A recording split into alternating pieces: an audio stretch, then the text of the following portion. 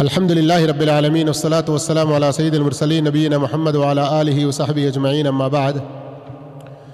محترم معزز ساتھیوں، اللہ پر ایمان کے دلائل میں عقلی دلائل سن چکے ہیں، حسی دلائل ہم سنتے جا رہے ہیں۔ اس میں آج چھٹی بات ہے کائنات کی ہر مخلوق کا مختلف شکلوں میں عبادت کرنا۔ آپ اس کو چھوٹا نام دینا چاہیں تو دیجئے مخلوقات کی عبادت، مخلوقات کی عبادت۔ اللہ تعالیٰ نے انسان، جن، فرشتے، حیوان، جمادات، نباتات، الغرض کائنات کی ہر چیز کو اللہ رب العالمین نے پیدا کیا تاکہ یہ ساری کائنات اس کی عبادت کرے، اور ان تمام مخلوقات کو اپنی توحید پر پیدا کیا۔ کائنات کی ہر مخلوق، ہندی میں کیا کہیں گے، ہر سرشٹی کہتے ہیں، اس پورے وشو میں جو بھی چھوٹی بڑی ہر طرح کی سرشٹی، ہر طرح کی مخلوق، اس کی پیدائش فطری طور پر توحید پر ہوئی، یعنی وہ اللہ کو مانتی ہے، اور اللہ نے ان کی فطرت میں ہی یہ رکھ دیا کہ محتاجی، ضرورت، عاجزی، بے بسی، ان سب ساری چیزوں کا وہ صرف اور صرف اللہ کے سامنے اقرار کریں۔ اسی لیے ہم دیکھتے ہیں کہ کائنات کی ہر چیز صرف اور صرف اللہ کی عبادت کرتی ہے۔ اگر اللہ کی عبادت سے کوئی منہ موڑا ہے تو وہ انسان جو متکبر ہوا، اللہ کی شریعت کا باغی ہوا، اور اس پورے محکم اور بے مثال نظام کا مخالف ہوا، ورنہ تو ساری کائنات اس کی عبادت پر قائم ہے۔ جب ہم یہ کہتے ہیں کہ کائنات کی ہر چیز اللہ کی عبادت کرتی ہے، تو یہ بات اچھی طرح ذہن نشین کر لیجئے کہ ہر مخلوق کی عبادت کا طریقہ دوسرے مخلوق سے مختلف ہے۔ انسان نماز پڑھتا ہے، دوسرے مخلوقات بھی نماز پڑھتے ہیں، تو یہ خیال ہمیں نہ آئے کہ تکبیر تحریمہ، قیام، رکوع، سجدہ جیسی ہماری نماز کی کیفیت ہے ویسے ہی ان کی بھی ہو، یہ ضروری نہیں ہے۔ ہم تسبیح کرتے ہیں سبحان اللہ کہہ کر، تحمید کرتے ہیں الحمدللہ کہہ کر۔ اب اگر کوئی آدمی یہی سبحان اللہ اپنی زبان میں کہنا چاہتا ہے، ساری پاکی اللہ کے لیے ہے، تو اس زبان کا جاننے والا وہ سمجھتا ہوگا، لیکن دوسرے مخلوقات کا تسبیح کرنا، تحمید کرنا، ان کا وہ اپنا الگ انداز میں ہو سکتا ہے، لیکن ہے تو ساری مخلوق کس کی عبادت میں؟ تمام مخلوقات کی عبادت میں سب سے افضل عبادت انسانوں کی ہے۔ اب تک ہم کیا سن رہے تھے کہ کائنات کی ہر چیز عبادت کرتی ہے نا؟ لیکن اب کیا بات بتایا میں نے کہ سب سے افضل عبادت کس کی ہے؟ انسانوں کی۔ پھر انسانوں میں افضل ترین عبادت کرنے والے اللہ کے انبیاء ہیں۔ اللہ کے انبیاء ہیں جو دین کا کام کرتے ہیں، دین کی دعوت دیتے ہیں، اللہ کے راستے میں جہاد کرتے ہیں۔ پھر انبیاء کے بعد آنے والوں کی عبادت، پھر ان کے بعد آنے والوں کی عبادت دوسرے سارے انسانوں کے مقابلے میں افضل ہے۔ عبادت کرنے والوں میں فرشتے اور جن بھی شامل ہیں۔ البتہ فرشتوں کی بات، خاص بات یہ ہے کہ ان میں کوئی اللہ کا مخالف نہیں ہے، اس لیے کہ اللہ نے قرآن میں کئی جگہ فرمایا لا یعصون اللہ ما امرہم ویفعلون ما یؤمرون، کہ وہ ذرا برابر بھی اللہ کی نافرمانی نہیں کرتے، جو حکم انہیں ہوتا ہے وہ اسے کر گزرتے ہیں۔ البتہ جنات میں ہم انسانوں کی طرح مسلمان بھی ہیں، کافر بھی ہیں، نیکوکار بھی ہیں، گنہگار بھی ہیں۔ کہاں سے پتہ چلتا ہے یہ ہم کو؟ سورہ جن کو پڑھیے. تو عبادت کرنے والوں میں فرشتے اور جن شامل ہیں، یہ کوئی تعجب کی بات نہیں ہے. حیرت کی بات تو جمادات، نباتات، حیوانات کا عبادت کرنا ہے، جن کے بارے میں اکثر لوگوں کا یہ خیال ہوتا ہے کہ ان کے پاس نہ عقل ہے نہ شعور ہے تو وہ عبادت بھی نہیں کرتی ہے. ایسا بہت سے لوگ سوچتے ہیں، جبکہ یہ سوچ لوگوں کی غلط ہے، بلکہ ان کی عبادتیں بڑی حیران کن بھی ہیں.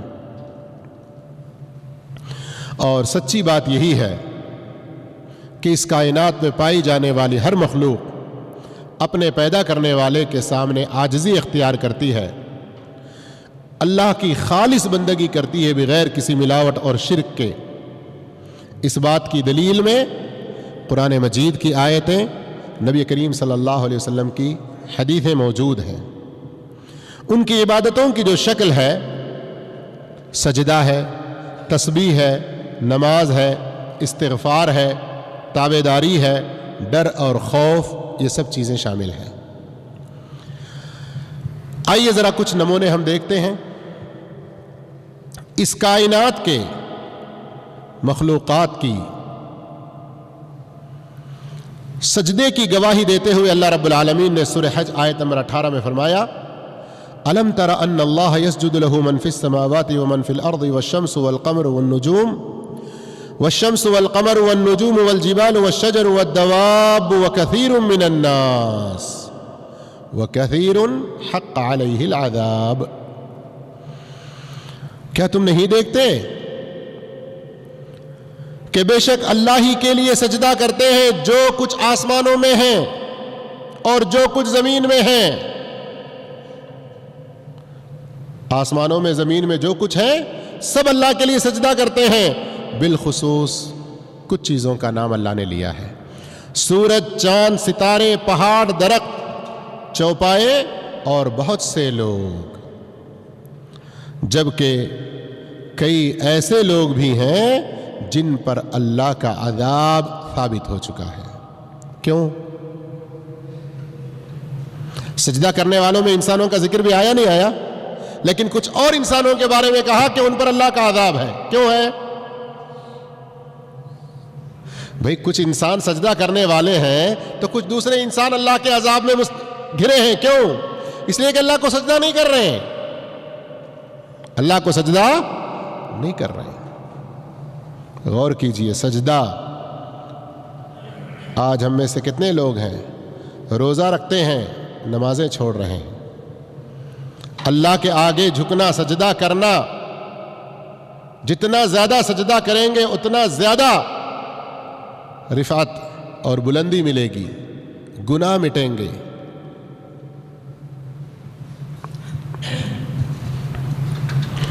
پھر وہی بات کہ جب بات سجدے کی آئی تو مسلمانوں کا اللہ کے حضور سجدہ کرنے کی کیفیت، اس کی شکل دوسرے مخلوقات کے سجدے کی شکل اپنے اپنے طور پر الگ الگ ہے. سب ایک جیسا ہونا ضروری نہیں ہے. دوسری مثال، کائنات کی ہر مخلوق اللہ کی تسبیح بیان کرتی ہے. اس کی دلیل اللہ نے سورہ بنی اسرائیل آیت نمبر 44 میں فرمایا: تسبح له السماوات السبع والارض ومن فیہن. ساتوں آسمان اور زمین جو کچھ ان میں ہے سب کے سب اس کی تسبیح بیان کرتے ہیں. وَإِن مِّن شَيْءٍ إِلَّا يُسَبِّحُ بِحَمْدِهِ وَلَكِن لَّا تَفْقَهُونَ تَسْبِيحَهُمْ. ایسی کوئی چیز نہیں جو اس کی پاکیزگی اس کے حمد کے ساتھ بیان نہ کرتی ہو، لیکن تم اس کی تسبیح کو سمجھ نہیں پاتے. انہو کان حلیما غفورا. بے شک اللہ رب العالمین بڑا بردبار اور بخشنے والا ہے. یہاں بردبار اور بخشنے والا کیا مطلب؟ میں اکثر کہا کرتا ہوں، آیتوں کے اخیر میں اللہ کے جو نام آتے ہیں، اللہ کی جو صفتیں بیان ہوتی ہیں، ان کے بارے میں بہت توجہ کے ساتھ ہمیں پڑھنا چاہیے، ان پر غور کرنا بھی چاہیے.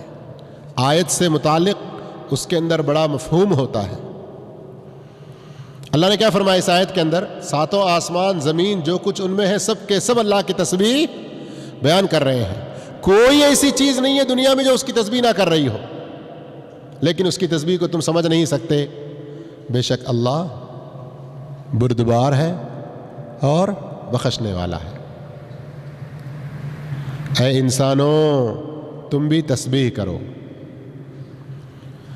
انسانوں میں سے بہت سے لوگ تسبیح کرنے میں کوتاہی کر رہے ہیں، لیکن اللہ صبر کر رہا ہے، انہیں فوراً عذاب نہیں دے رہا ہے.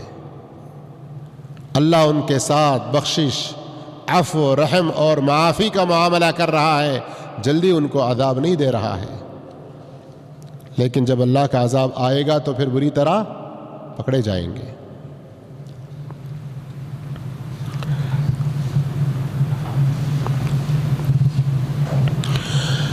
اللہ کی تسبیح کو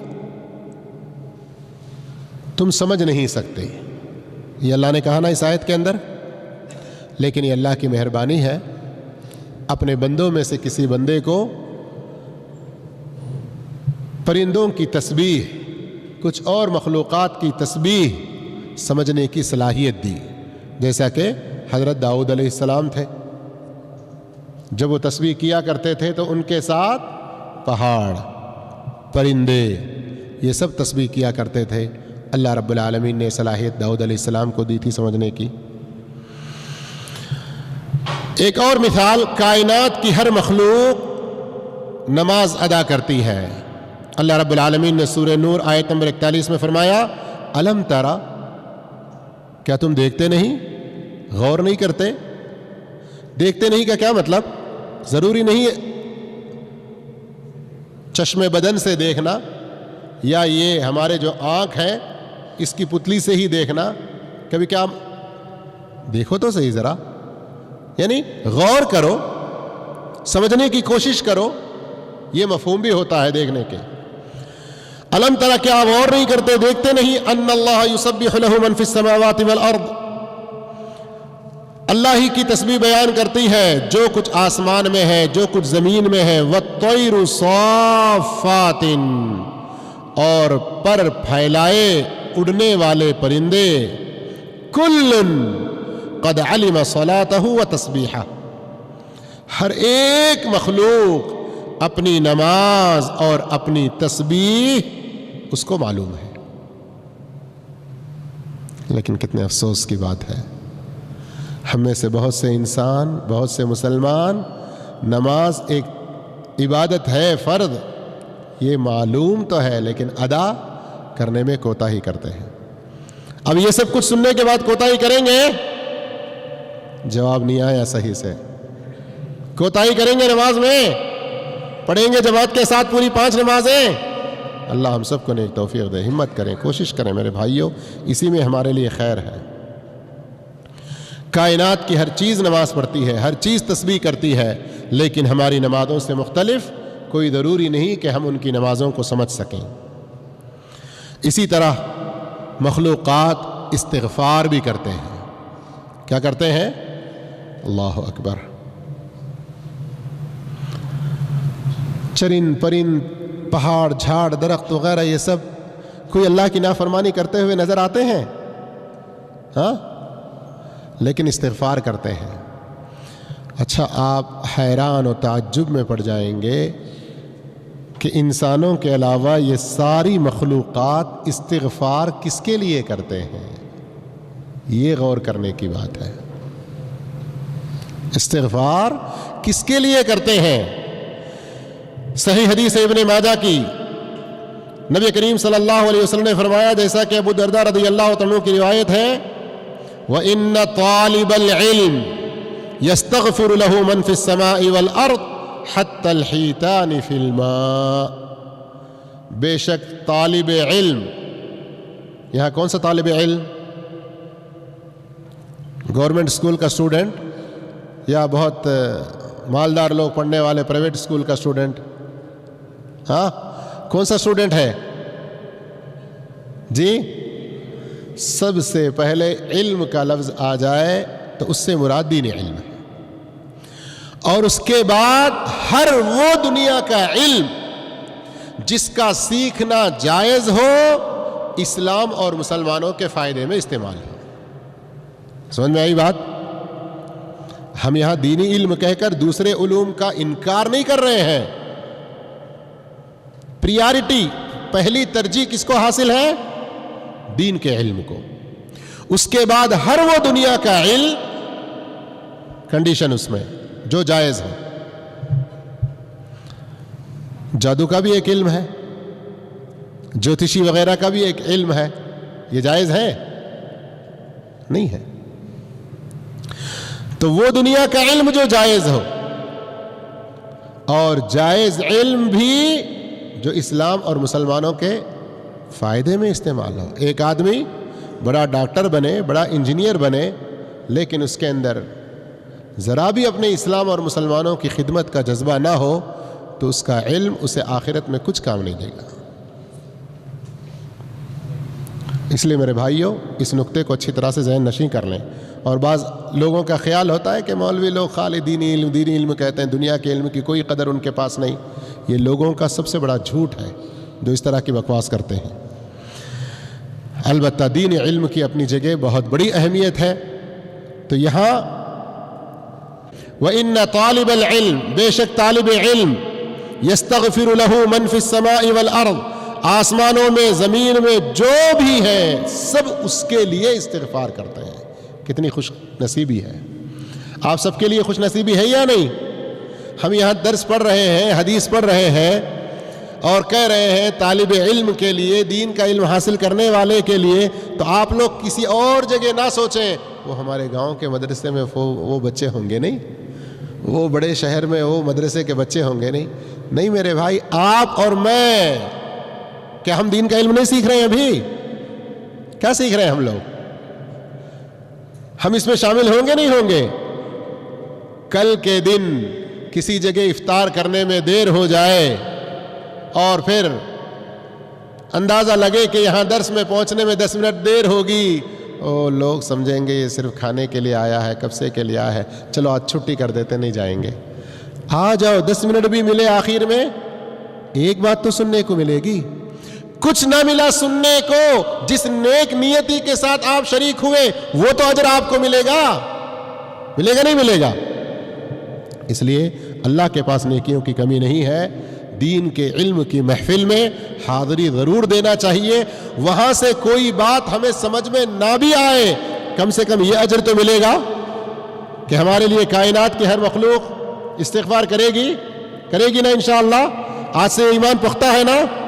حتیٰ کہ حتی الحیتان فی الماء، پانی میں جو مچھلیاں ہیں وہ بھی استغفار کرتی ہیں۔ دوسری اور حدیثوں کے اندر ذکر ہے کہ بلوں میں چیونٹیاں بھی، فضا میں پرندے بھی، سب اللہ سے مغفرت کی دعا کرتے رہتے ہیں۔ اور اللہ رب العالمین نے فرمایا کہ کائنات کی ہر مخلوق اسلام پر ہے۔ کائنات کی ہر مخلوق اسلام پر ہے۔ اسلام کا کیا معنی؟ اسلام کے کیا معنی؟ اپنی منمانی زندگی گزارنا؟ کیا مطلب اسلام کا؟ اسلام کا مطلب ہوتا ہے الاستسلام للہ تعالی، اپنے آپ کو اپنے پیدا کرنے والے کے آگے سرنڈر ہو جانا، اپنے پیدا کرنے والے کو ہم اپنے آپ کو سپرد کر دیں، اس کے حوالے کر دیں۔ کیا مطلب؟ اس کے آگے جھک جائیں، اس کی ہر بات مان کے چلیں، جو وہ نہ کرنے کو کہیں اس سے بچ کے رہیں۔ تو اس اعتبار سے ساری کائنات اللہ کے آگے جھکی ہوئی ہے۔ اللہ رب العالمین نے سورہ آل عمران آیت نمبر 83 میں فرمایا افغیر دین اللہ یبغون، کیا ہو گیا ان لوگوں کو؟ اللہ کے دین کے علاوہ کسی اور دین کو چاہتے ہیں یہ لوگ؟ اللہ کے سچے دین کے علاوہ کوئی اور طریقہ یہ لوگ اختیار کرنا چاہتے ہیں؟ وَلَهُ أَسْلَمَ مَن فِي السَّمَاوَاتِ وَالْأَرْضِ طَوْعًا وَكَرْهًا وَإِلَيْهِ يُرْجَعُونَ، حالانکہ تمام آسمانوں والے اور تمام زمین والے سب کے سب اللہ ہی کے فرما بردار ہیں، خوشی سے ہوں یا ناخوشی سے سب اسی کی طرف لوٹائے جائیں گے۔ اسلما، اسلام لے آئے، مطیع و فرما بردار ہو گئے، اپنے آپ کو سپرد کر دیا، اپنے آپ کو حوالے کر دیا، اللہ کے حکم کے آگے سر تسلیم خم کر دیا. یہ سارے مفہوم اس میں آتے ہیں، اور اس طرح سے ساری مخلوقات کائنات کی اللہ کے لیے مسلمان ہو کے ہیں. اب ہم سارے انسانوں کو بھی اللہ ہی کے آگے سچے مسلمان، عملی طور پر مسلمان بن کے رہنا چاہیے. اور بھی بہت ساری شکلوں کی عبادتیں ہیں جنہیں ذکر کرنے کا یہ موقع نہیں ہے، وقت ساتھ نہیں دیتا. یہاں یہ چیز ہمارے سامنے بالکل واضح ہو جاتی ہے کہ تمام کی تمام مخلوق اللہ سبحانہ و تعالیٰ کی محتاج ہے، اور اللہ تعالیٰ کے سامنے محتاجی اس موجودہ مخلوق کا ذاتی وصف ہے، جیسا کہ بے نیازی، صمد اور غنی اللہ ہے، جو کہ تمام کائنات کا رب اور خالق بھی ہے. تو اب کائنات کی ہر چیز کا اللہ کے سامنے عاجزی و محتاجی مختلف شکلوں میں اسی کی بندگی کرتے رہنا، یہ اس بات کی واضح دلیل ہے کہ اللہ اکیلا ہی اپنی ذات میں تنہا ہے، وہی ہماری عبادتوں کا حقدار ہے. اس کے سوا جس کی عبادت بھی کی جاتی ہے وہ باطل ہے. ان سب باتوں سے سمجھ میں آ رہا نہیں آ رہا کہ اللہ کے علاوہ جس کی عبادت بھی ہوتی ہے سب باطل ہے کر کے؟ تو پھر اسی کو اپنی زندگی میں عمل میں لائیں. اللہ ہم سب کو نیک توفیق عطا فرمائے. جزاکم اللہ خیرا، وآخر دعوانا الحمد للہ رب العالمین. السلام علیکم ورحمۃ اللہ وبرکاتہ.